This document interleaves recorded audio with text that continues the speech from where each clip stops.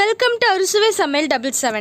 இன்னைக்கு நம்ம வீடியோவில் மண்சட்டி தம் பிரியாணி எப்படி பண்ணுறதா பார்க்க போகிறோம். நம்ம வீடியோக்கு போகிறதுக்கு முன்னாடி நம்ம சேனலை யாரெல்லாம் சப்ஸ்கிரைப் பண்ணி அவங்களாம் சப்ஸ்கிரைப் பண்ணி மறக்காம பெல் பட்டனை ப்ரெஸ் பண்ணிவிடுவாங்க. சரி வாங்க நம்ம வீடியோக்குள்ளே போகலாம். ஸோ நான் இன்றைக்கி புது மண்சட்டி எடுத்திருக்கேன். அதில் பின்னாடி ஃப்ளாட்டாக இருக்கிற மாதிரி நீங்கள் பார்த்து வாங்குங்க. அப்போ தான் உங்களுக்கு பிரியாணி பண்ணுறது கரெக்டாக வரும். ஒரு நல்ல கனமான மண் சட்டி வாங்குங்க. இந்த மாதிரி பின்னாடி ஒரு ஃப்ளாட்டாக இருக்கிற மாதிரி வாங்க. அப்புறம் முன்னாடியும் இந்த மாதிரி இருக்கிற மாதிரி பார்த்துக்கோங்க. ஸோ நான் உங்களுக்கு காமிக்கிறேன் பாருங்கள்.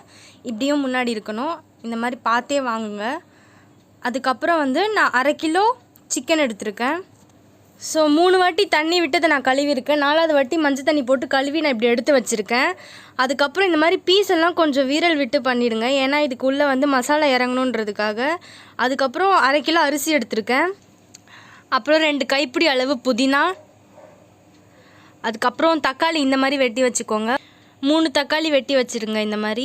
அதுக்கப்புறம் 5 பச்சை மிளகா நீட்டாக வெட்டிக்கோங்க. அப்புறம் வெங்காயம் ஒரு 6 எடுத்துக்கோங்க. நான் டாப்பிங்ஸ்க்காக 6 வெட்டியிருக்கேன். உங்களுக்கு டாப்பிங்ஸ் வேணான்னா நீங்கள் 4 வச்சுக்கலாம். அப்புறம் இஞ்சி பூண்டு பேஸ்ட்டு 1 கப்பு. அப்புறம் கர்ட் 1 கப்பு. மஞ்சத்தூள் 1 ஸ்பூன். கரம் மசாலா 2 ஸ்பூன். கொஞ்சம் பிரியாணி இலை.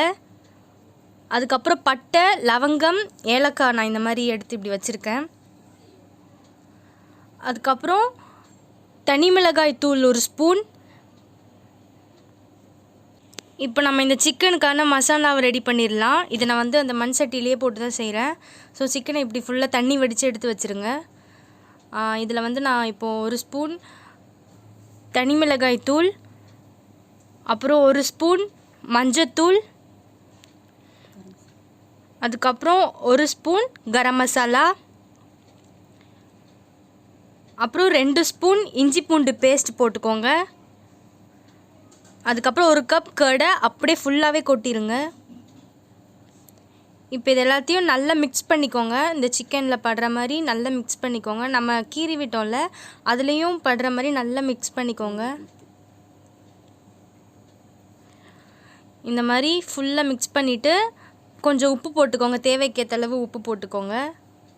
இதை நல்லா மிக்ஸ் பண்ணி விட்டுட்டு ஒரு 20 மினிட்ஸ் அப்படியே மூடி வச்சுடுங்க. இதை டிஸ்டர்ப் பண்ண வேண்டாம். ஒரு 20 மினிட்ஸ் இதை அப்படியே நல்லா ஊறட்டும். அப்புறம் இப்போ வெங்காய தக்காளிலாம் வதக்கிறதுக்குள்ளே இது நல்லா ஊறிடும் உங்களுக்கு. ஸோ நான் இப்போ மண் சட்டியில் எண்ணெய் விட்டுருக்கேன். கொஞ்சம் நிறையாவே எண்ணெய் போடுங்க. அதுக்கப்புறம் நான் என்ன பண்ணுறேன்னா வெட்டி வச்ச வெங்காயத்தை இதில் போட்டு நல்லா வதக்குறேன். இது டாப்பிங்ஸ்க்காக நான் பண்ணுறது. ஸோ இது நல்லா ஒரு ரெட்டிஷ் ப்ரௌனில் வர வரைக்கும் நல்லா வதக்கிக்கிட்டே இருங்க. பார்த்திங்கன்னா இந்த மாதிரி வரணும். இந்த மாதிரி வந்த உடனே இதை ஒரு தனி பிளேட்டில் எடுத்து வச்சுட்டு அப்புறம் இதில் பிரியாணி இலை பட்டை லவங்கம் ஏலக்காய் எல்லாத்தையும் போட்டு நல்லா அப்படி வறுத்துருங்க. அதுக்கப்புறம் இதில் நம்ம வெட்டி வச்ச பச்சை மிளகாவை போட்டு அதை ஒரு கிண்டிடலாம்.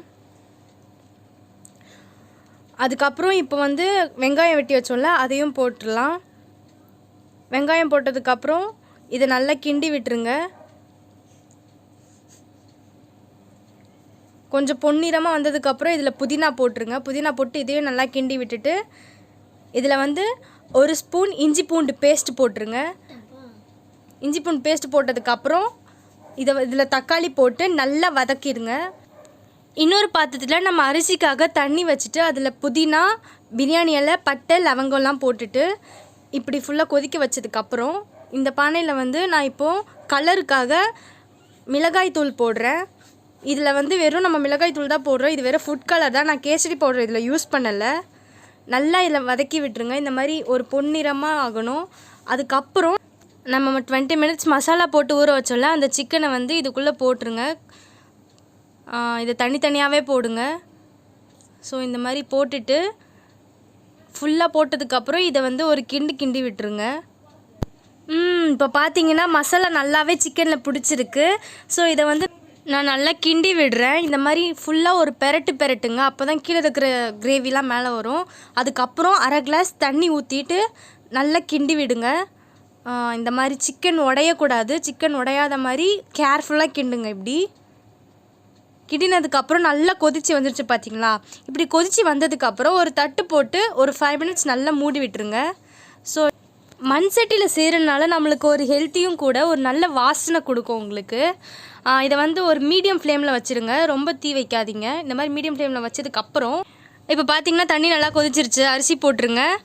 அரிசி போட்டதுக்கப்புறம் 5 மினிட்ஸ் கழித்து இப்படி கொஞ்சம் நசுக்கி பாருங்கள். ஒரு 75% வெந்த உடனே நம்ம இந்த ஸ்டவ்வை ஆஃப் பண்ணிவிட்டு நம்ம செஞ்சு வச்ச இந்த சிக்கனில் இப்போ நம்ம போட போகிறோம். நல்லா இந்த தண்ணியை வடித்து வச்சுருங்க. வடித்து வச்சுட்டு இதில் ஃபர்ஸ்ட் லேயர் நம்ம அப்ளை பண்ண போகிறோம். ஸோ இந்த மாதிரி ஃபுல்லாக இப்படி விரவி விட்டுருங்க. அதுக்கப்புறம் இன்னும் கொஞ்சம் எடுத்து நான் மேலே போடுறேன். கொஞ்சம் கொஞ்சமாகவே போடுங்க.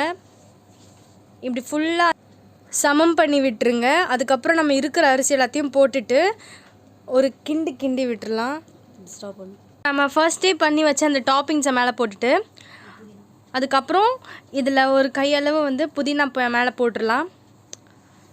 ஸோ புதினா போட்டதுக்கப்புறம் ஒரு டைட்டான பிளேட் வச்சு நம்ம இதை மூடிட போகிறோம். ஸோ இது தம் போடுறதுக்காக ஒரு 10 மினிட்ஸ் அப்படியே விட்டுருங்க. 10 மினிட்ஸ்க்கு அப்புறம் 5 ஸ்பூன் நெய் நான் அது மேலே அப்படியே ஊற்றுறேன். ஊற்றி இப்போ நம்ம இதை மறுபடியும் மூடி போட போகிறோம். 2 மினிட்ஸ் மூடி போட்டதுக்கப்புறம் நம்ம இதை சர்வ் பண்ண போகிறோம். ஸோ பார்த்தீங்கன்னா ஒரு நல்ல வாசனையாக இருக்குது, நல்லா வெந்திருக்கு உங்களுக்கு. ஸோ ரைஸ் வந்து நல்லா உதிரியாக வந்திருக்கு, சிக்கனும் நல்லா உடையாமல் வந்திருக்கு. பார்த்தீங்களா, எப்போவுமே நம்ம வந்து டபரால் தான் செய்வோம். இப்போ நம்ம மண்பானையில் செஞ்சது வந்து ஒரு நல்ல பாரம்பரியமாகவும் இருக்கும். இதை நாங்கள் செஞ்சு பார்த்துட்டு கமெண்ட்டில் என்னன்னு சொல்லுங்கள். ஸோ இந்த வீடியோ உங்களுக்கு பிடிச்சிருந்தா சப்ஸ்கிரைப் பண்ணுங்கள், கமெண்ட் பண்ணுங்கள், ஷேர் பண்ணுங்கள், லைக் பண்ணுங்கள், மறக்காமல் பெல் பட்டனை ப்ரெஸ் பண்ணிவிடுங்க. டாடா.